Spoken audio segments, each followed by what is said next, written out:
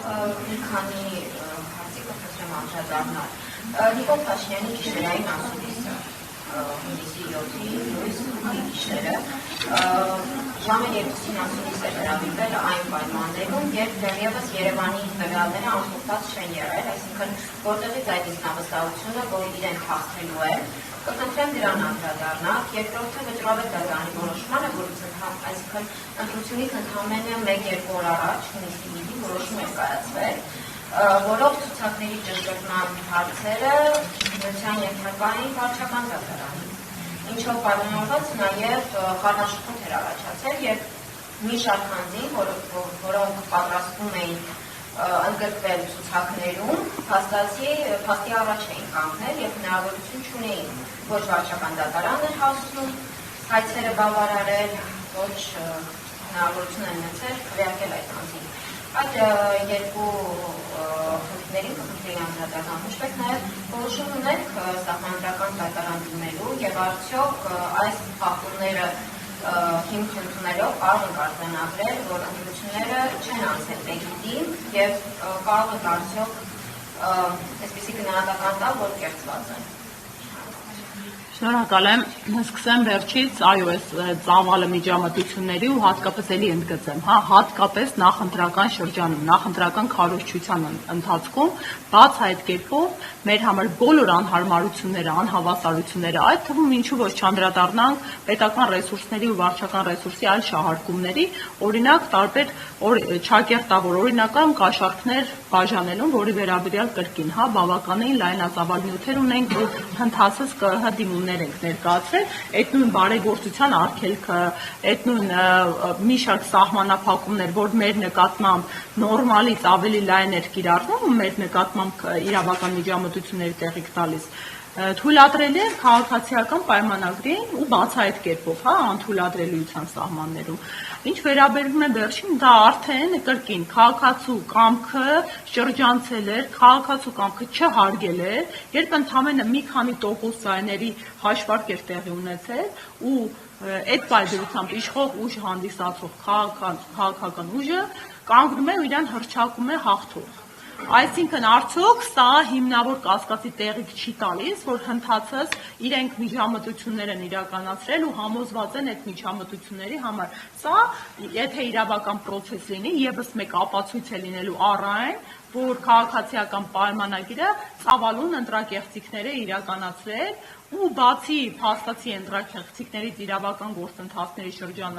շրջանցումից դա կրկին ասում եմ, սահմանադրաիրավական ճշմարտության նկատմամբ միջամտություն է, որ իրենք դեռևս մեկնարկած հաշվարկի պայմաններում հրատապ ասուլիս են հրավիրում եւ նման հայտարարություն են տարածում։ Արդյոք այլ արդյունքի կանխարգելում չէր նաեւ սա։ Մի շարք վերլուծություններ կարող են կատարել։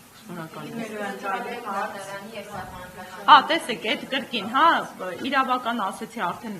այն նորմայի սահմաններից դուրս էին խախտումները, օրինակ նույն անձնագրայինների պայմաններում, կարծում եմ նույն կենտրոնական ընտրական հանձնաժողովին է, եթե դիմեք, հազարավոր ահազանգեր ստացած կլինի, որովհետև անձամբ ինձ քաղաքացիները տեղեկացրել են, որ ԿՀ-ել են դիմել, իսկ սահմանադրական դատարանի հետ կապված ասեմ հետևյալը, որ էլի սպասենք արդյունքների, հասկանանք համապարփակ իրավիճակը ինչպիսին է ու որոշում կկայացնենք, էլի որոշակի քաղաքական նրբություններ կան այդ որոշման կայացման մեջ։ Ազատություն կյանեմ, Տիկին Մելոյան, ամբողջ քարոզարշավի ընթացքում Սամվել Կարապետյանը ձեր առաջնորդ խոսեց հաղթանակի մասին, նույնիսկ չէր ուզում պարտության մասին հաշտել է լսել։ Ես պատրաստ չեմ ընդդիմադիր լիդերի կարգավիճակին, մենք իշխանությունը վերցնելու ենք, ասել է Սամվել Կարապետյանը։ Սամվել Կարապետյանը պատրաստ է արդեն ընդդիմադիր լիդերի կարգավիճակին, եթե մանդատների վերցնելու խորհրդարան գնաք, արդյոք նշանակում է, որ նա հաշտվել է ընդդիմադիր լիդերի հաշտվելու է կարգավիճակի հետ, եւ դուք սպասում եք, որ դուք մոտ 23% ձայն կստանաք, հաշվի առնելով, որ այդ ամբողջ ընթացքում ձեր առաջնորդը պնդում էր, որ ինքը հաղթելի է։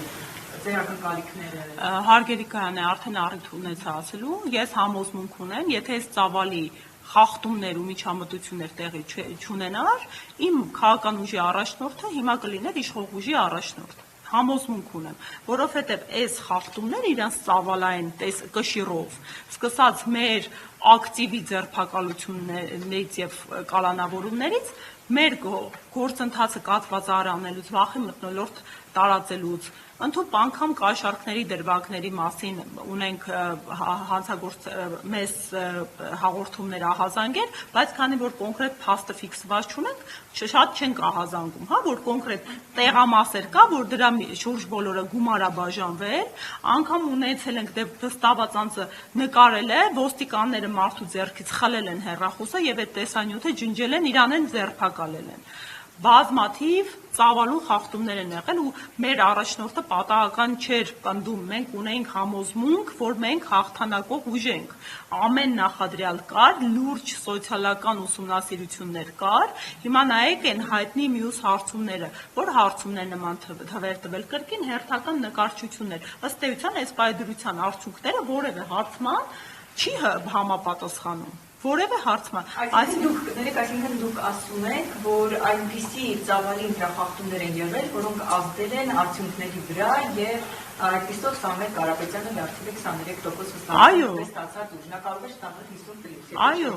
ես համոզմունք ունեմ, եթե քաղաքացու նկատմամբ նման միջամտություններ չլինեն, ես համոզմունք ունեմ, որ լրիվ այլ պատկերի մասին էր խոսք գնալու, անգամ եթե ինչ ասեմ, բացարձակ հաղթանակի չէին գնում 2/3-ի, առնվազն, այդ ընդդիմադիր ուժերը, որոնք հայտնել էին նախորդի, որ առավելագույն ձայն հավաքած ուժին կտան,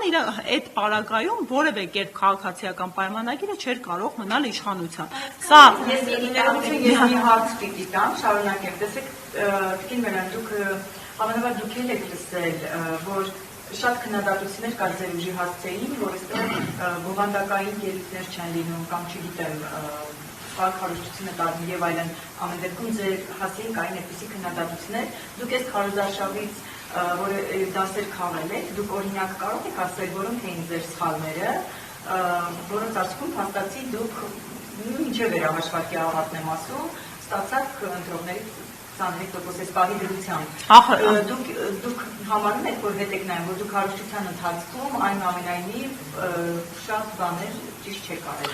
Տեսեք, էլի ասեմ, հարգելիս, ես քանի որ հիմա այն մարդն եմ, ով համոզմունք ունի, որ սա իրական արդյունք չի։ Մենք իրական ընտրական արդյունքների հետ գործ չունենք։